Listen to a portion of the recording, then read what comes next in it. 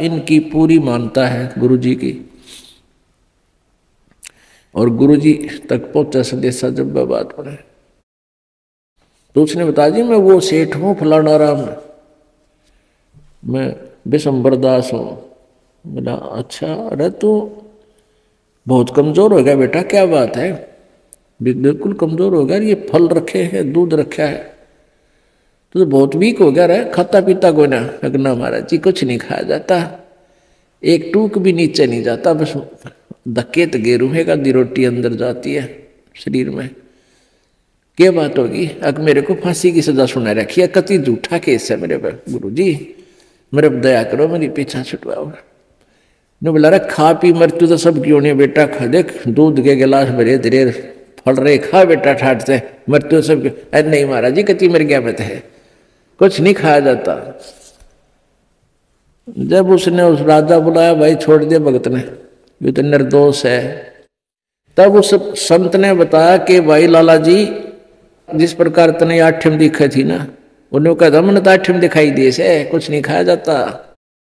तो बेटा तने जिस प्रकार ये आठम दिखे है ना, क्योंकि आपको पता लग गया निश्चित होगी आठम न तू फांसी टूटेगा, डर बिना कहाँ।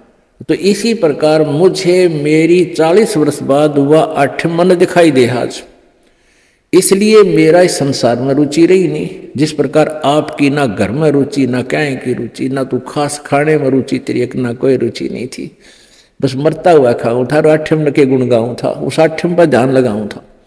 तो परमात्मा कहते, संत जी कहते हैं कि मैं भी भाई मन ने अपनी आठम वह 40 साल पीछे आने वाली ऐसे ही नजर आ रही जैसे आप जी को अब दिखे थी। तो पुण्यात्माओं हमारे ऊपर इतना दबाव है इन तीनों गुणों का, इस त्रिगुणमयी माया का, कि हम 10 मिनट बाद भी याद नहीं रख सकते इस मौत को, और यह रखनी चाहिए, रखनी पड़ेगी। ज्यादा से ज्यादा 60 वर्ष 65 वर्ष 70 वर्ष तक ये शरीर ठीक रह सकता, घना स्वस्थ होगा। तो उसके बाद मान लिए चाहे 90 वर्ष भी उम्र होगी तो बस वह तो मौत तो ही बूढ़ा जीवन है बाकी का। लेकिन भगवान की भक्ति आप पहले से ही कर रहे हो तो आने वाला बुढ़ापे में आपको बहुत सहयोग मिलेगा, हर तरह से पूरा सहायता देगा परमात्मा आपको। नहीं तो इस जीव के ऊपर ये बुढ़ापा सबसे बड़ा कहर होया करे। इसी प्रकार गीता जी अध्याय नंबर 7 के श्लोक नंबर 29 में बताया है कि जो उस तत्व ज्ञान के आधार से, उस तत्ब्रह्म से यानी परम अक्षर ब्रह्म से, अध्यात्म यानी सारे इस अध्यात्म ज्ञान से और सभी कर्मों से परिचित हो जाता है। आज के सत्संग में आपको इस कर्मों से परिचित कराया जा रहा है, अध्यात्म ज्ञान से परिचित कराया जा रहा है। तो वो व्यक्ति फिर जरा और मरण से छुटकारा पाने के लिए ही प्रयत्न करता है। जरा माने बुढ़ापा, मरण मीन मृत्यु। वो जरा माने बुढ़ापा यानी बुढ़ापे से और मृत्यु से छूटने के लिए ही प्रयत्न करता है जो उस तत्व ब्रह्म से परिचित हो चुका है, क्योंकि वो तत्व ब्रह्म परम अक्षर ब्रह्म ही हमारे को जरा और मरण से सदा के लिए छुटकारा दिला सकता है। सतलोक के अंदर जाने के बाद आपका शरीर वृद्ध नहीं होगा, आप जी की मृत्यु नहीं होगी। अब पुण्यात्माओं हमने वो ज्ञान सुना नहीं, हमने स्वर्ग भी सुना था पर देखा नहीं था।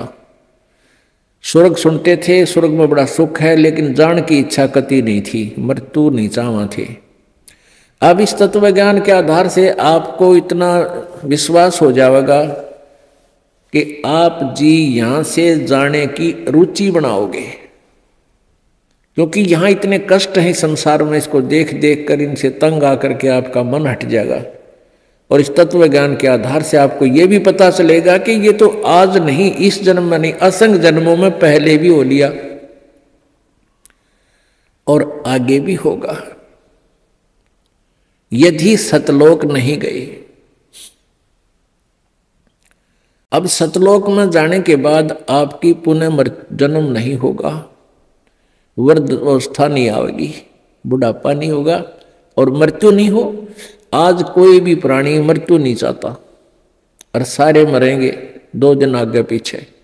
समय आने पर सबकी मृत्यु होगी, मरना कोई नहीं चाहता। चाहे को 80 साल 90 वर्ष का बूढ़ा हो रहा है और चला जाता ना बैठा जाता है, कभी कड़ दुख है कभी सिर दुख है और फिर भी मृत्यु नहीं चाहता। ठीक है ऊपर ले मन तो चाहे कह भी दे भगवान मन उठा ले, लेकिन जब ठाण का टाइम आवे ना, जब उल्टा हटता है कोई भी है, जिनको ज्ञान नहीं भगत नहीं उल्टे हटते। एक बुढ़िया रोज न्यो कहा करती हे भगवान मन उठा ले, मतलब दुखी हो ली इस परिवार तक, हे भगवान मन उठा ले। अब उसका पोता था बदमाश सा, उन्होंने सोचा बुढ़िया रोज न्यो कहा मन उठा ले, तो उसने न्यो सुन रखा था कि यमराज आते हैं, सर पर सींग होते हैं, उनकर हाथ में गदा होती है। तो लड़के ने 12-13 साल का था, उसने सर पर बड़ा साफा बांध दिया और उसमें सींग पो लिए 2 और हाथ में ले लिए गदा सी बना ली कपड़े की, जो करिए नकली रामलीला रखा है ना हनुमान की। और पहले इसे टिमटिमाते ही दीवे होया करते, दीवा दिया ला, दीपक लगा दिया और बुढ़िया का हटा के मुंह पर तक कपड़ा ने बोला बुढ़िया बोले होशियार चल तुझे लेने आया हूं। बुढ़िया ने देखा है तो सचमुच आएगा यमदूत खड़ा है। ने बोला अरे भाई मन्ने क्या करेगी तू, योर कुण बार मन्ने क्या करेगा बुढ़ी ने, योर कुतना कुण बारा किसी ने दे जा तू। अब न बोला ना तेरा नंबर है, बोला अरे भाई तेरे आगे दोनों हाथ जोड़ो मन्ने ना ले जाए वे। तो फिर उसने उतार दिया सारा सात बात हटके अब धर दिया। तो इन्होंने बोला दादी क्यों मगज खाया करती रोजाना, मैंने ठाले मरी क्यों ना तू। ने बोली रे ढेड़ तने गढ़ दूं, तू था तन डरा दी थी मैं। तो भाई बात ये है कि हम चाहे कोई भी कुछ कह रहा है, हमने ठाले पर ठाण का टाइम आओ जब उल्टे हटे हैं। तो कहने का भाव ये है कि हम मृत्यु नहीं चाहते, मृत्यु होगी। अब यहां से तो आपने मरना पड़ेगा, सब कुछ त्यागना होगा और ये मालूम नहीं कब त्यागना पड़ जाए। ये कोई जरूरी नहीं है कि हम वैसे अटकल से आगे बढ़ रहे हैं कि अभी हो सकता है 10 साल 20 साल हमारी मृत्यु ना हो। अब कोई 60 साल का नहीं सोचा 20 साल तो 80 साल तो जीवेंगे। और क्या पता ये रोज दुनिया की मृत्यु होने लग रही, कोई 20 साल का, कोई 10 वर्ष का, कोई 50 वर्ष का, कोई 60 वर्ष का। तो ये अटकलबाजी हमें डबोरी है। हमने भगवान से डरना चाहिए और याद रखे उस मौत को, प्रथम परमात्मा को और सेकंड मौत को। फिर ना तो बुराई कर सकते, ना चोरी कर सकते, ना ठगी कर सकते, ना बदमाशी कर सकते, ना 2 नंबर का काम कर सकते, कि जाना दिखेगा आपने। फिर तो यहां तो से तो आपने जाना ही पड़ेगा। और यदि आपकी श्रद्धा सच्ची लो उस सतलोक में जान की लगी, इस ज्ञान के आधार से आपकी आस्था या किसी परिवार जन में या किसी धन में नहीं रहनी चाहिए। जब आप यहां से चलन के योग्य होगे और ये रहकर आपकी परीक्षाएं भी होंगी, आपके ऊपर कोई ऐसी आपत्ति ऐसा आएगा सच में, फिर आप देखेंगे कि मेरी वृत्ति बेटे में है कि बेटी में, पोते में है कि या पोती में, कोठी में या कार में। आप जी ने अपने उस जाल को स्वयं काटने की चेष्टा करनी है कि तो जुल्म हो गया, मेरा तो बीच में आस्था है। और यहां आस्था आशा रही तो वापस जन्म होगा, जहां आशा ता बासा होई और मन कर्म वचन सुमरियो सोई। आपकी यहां किसी भी चीज में आशा रहेगी, आस्था रहेगी, तो वापस आप जी को आना पड़ेगा। इसी यहीं पर मन माने यहां फिर बैल बनकर आ जा। और यहां आशा नहीं रही तो फिर हमने आशा कब ना रहेगी, ये ज्ञान आधार बनाओगे, भक्ति घनी करोगे, दान धर्म खूब करोगे, उस भक्ति की शक्ति से भी आपके कुछ बंधन ऑटोमेटिकली कट जाएंगे। इतना दबाव बनेगा उसका, आपके मन में वो आना नहीं देगा, और परमात्मा कोई ऐसी व्यवस्था आपकी बना देगा। और जो भक्ति नहीं करते तो फिर हमने यहाँ से तो जाना ही जाना है, भक्ति कर रहे हैं जो, उनके मन में ये आ जाना चाहिए कि फिर जन्म होगा तो फिर यह दुर्गति स्वरूप। मनुष्य जन्म भी हो गया तो मनुष्य जीवन में क्या सुख पाया अपना। आज हम 60 साल के हो गए, हमें पता है क्या मिला इस जीवन में, और क्या हमारा था और क्या पराया था। तो इस ज्ञान के आधार से निर्णय हो जाएगा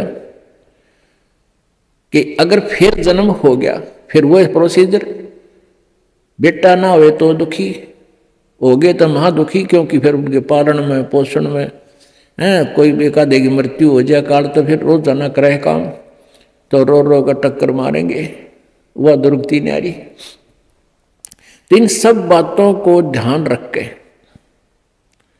तो सच्ची श्रद्धा बना ले कि तो मरना पड़ेगा, पर इसी जगह चला फिर मरना ना पड़े, यहां से तो जाना पड़ेगा। तो इसलिए ये तो अपना है ही नहीं, चाहे बेटा है चाहे बेटी है, उनमें मोह है या ना है। तो अपने परिवार में आप जी ने ऐसे रहना पड़ेगा जैसे एक गाड़ी, रेलगाड़ी का कंपार्टमेंट होता है और उसमें आप सफर कर रहे हो, जिसका जहां स्टेशन आ जाएगा ऑटोमेटिकली उतर जाएगा। किसी का 2 घंटे का है, किसी का 10 घंटे का सफर है, किसी का 24 घंटे का है वो। तो ऐसे ही आप जी इसको ऐसा समझ कर रहोगे जैसे रेस्टोरेंट होते हैं, होटल में जाकर डट गए, तो वहां सारी सुविधाएं होते हुए भी आपको पता है कि ये मेरी नहीं है, उनका प्रयोग भी करना है। उनमें मेज कुर्सी पलंग टीवी वहां पर है, उनका पंखा कूलर एसी फ्रिज, उनका प्रयोग भी करना है, लेकिन अंडरस्टूड होता है कि मेरी को ना, ये तो धनी की है। तो ऐसे ही ये सारा रेस्टोरेंट, ये होटल, ये काल का है, और हमने किराए पर अपनी पूंजी जमा करा का यहाँ, तो ये कुछ समय का रहने का यहाँ पर मिला हुआ है, और ये व्यवस्था बता दी, इस खेती में बना रखा, ये मजदूरी कर, ये ऐसे खा ले, ये या छोड़ रखा। लेकिन ये अपनी नहीं, हम यहाँ होटल में कुछ दिनों के लिए सटे करे हुए। यदि ऐसी आस्था आपकी बन जाएगी तो फिर कोई पल्ला नहीं पकड़ेगा आपका, कोई बाधा नहीं बनेगी। अन्यथा जो भक्ति नहीं करते हैं उनकी कैसी वृत्ति होती है। अब जैसे कोई पिछले जन्म में भी कोई भक्त भक्ति करता था और वो पार ना होया, आप जी हो, परमात्मा चाहते हैं कि तुम सभी पार हो जाओ, बहुत अच्छी बात है, क्योंकि पार होने के लिए तो ये सारा खेल हो रहा है आपको पार करने के लिए। अब विद्यालय में बच्चे फेल भी होते हैं और पास भी अधिकतर ही होते हैं, और कुछ एक फेल भी हो जाते हैं, तो वो फेल हुए हुए गणे दुखी